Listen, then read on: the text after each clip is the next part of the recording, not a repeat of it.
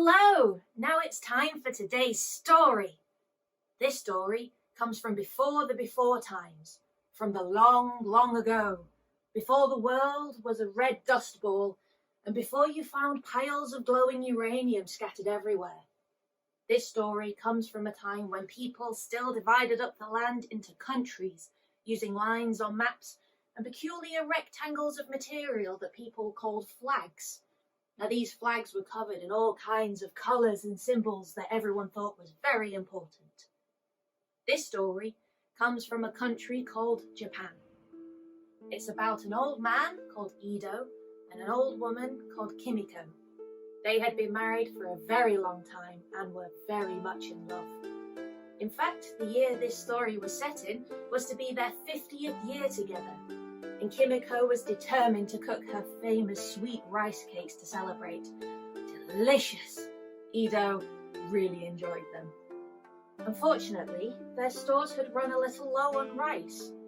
Ido would usually craft all kinds of things from the local flora and fauna, but the winter had been harsh, and the spring had not yet allowed the things to grow that he would usually craft from, and so he didn't have anything to trade for rice.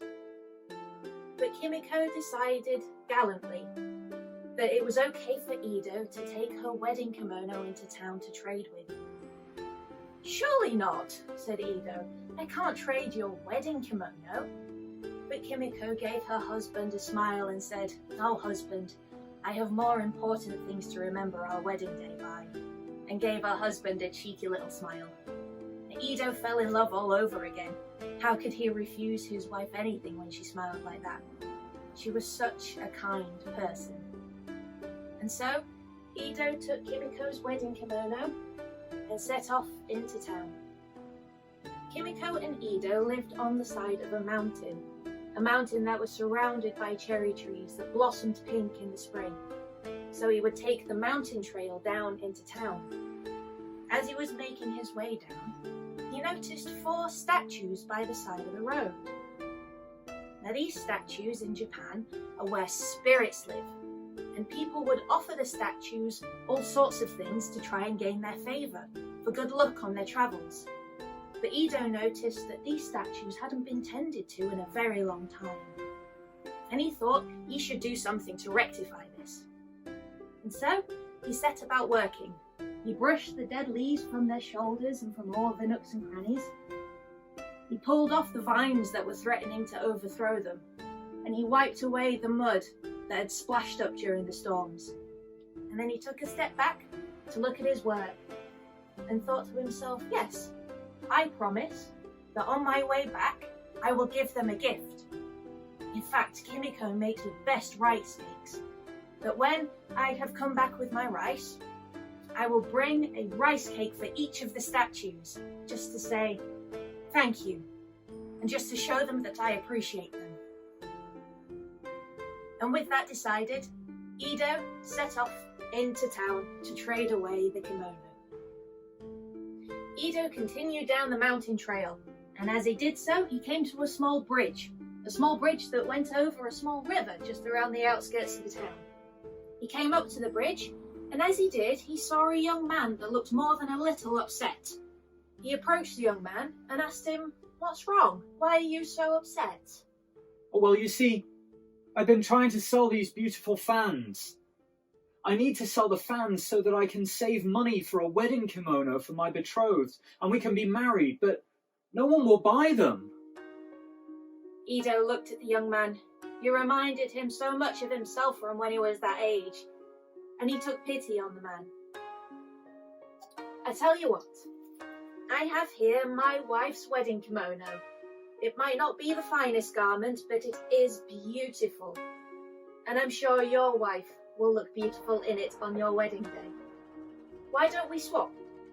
I'm sure someone will want to buy those beautiful fans. I'm sure I can get a pretty penny for these. And you have a wonderful wedding day." Oh, thank you so much. Thank you. I don't know what to say. This certainly is a beautiful kimono, and I promise you that on our wedding day, we will think ever so fondly of you. Thank you.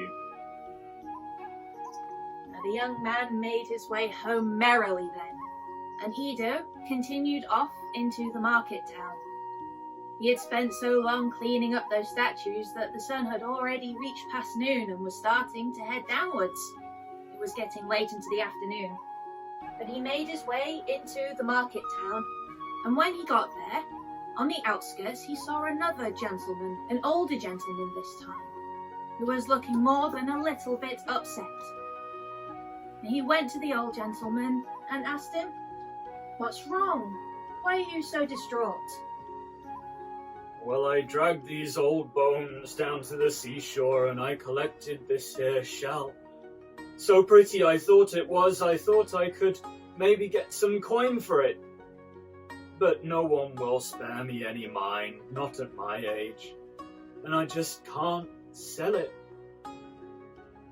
Ido looked at the old man, and he thought of himself at that age, and how he would want people to be kind to him as well. So he turned to the old man and said, "I tell you what, I have here a beautiful fan made by a wonderful woman. Why don't we swap? I'm sure I can get someone to pay attention to me, and I can sell this shell for a pretty penny. And why don't you take these fans? I'm sure you'll have a much better time selling them than this shell." Well, thank you so much. That's ever so kind of you. Yes, it really is a beautiful fan, and maybe some kindly passerby will pay an old man some attention and buy this fan so that I might have some coin for my purse. You really are a very, very kind person. I will think of you fondly for all of my day. Ido bid the old man farewell and good luck, and Ido carried on into the market town.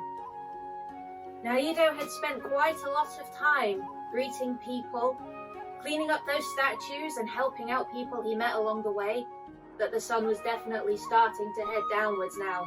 It wasn't quite evening time, but the market stalls had all started to close up and people were starting to leave. He looked at his shell and thought, "I'm sure someone will want to buy it. And I'm sure I can buy a lot of rice for whatever I manage to sell it for." It was then that he looked up and saw an urchin stood a little ways away, looking more than a little upset. He was obviously quite distraught, and Ido took pity on him, went up to him and asked, "Oh, what's the matter, young man? Why are you so upset?" Well now, I've been trying to sell these flowers that I picked. I thought maybe someone would spare some money so that I can buy some food if I showed them the kindness of giving them a flower in return, but no one's interested. No one will give me any charity, not even for a flower. Now Ido looked at the urchin, and he took pity on him. "I tell you what, why don't we swap? I have here a beautiful shell gathered from the shore. I'm sure someone will pay a pretty penny for it. And why don't I take your bouquets of flowers? I can sell them." Yes, that really is a very beautiful shell, and if you're sure you wouldn't mind. Now, yes, I really think I might get some money for this, and maybe I can eat today. Oh, kind sir, I will really remember you for the rest of my days. I really will. You've done me a great kindness. Thank you. Ido bid the urchin good luck and farewell. It really was getting on today. Ido had spent a lot of time talking to people and not a lot of time selling things. It was starting to get dark.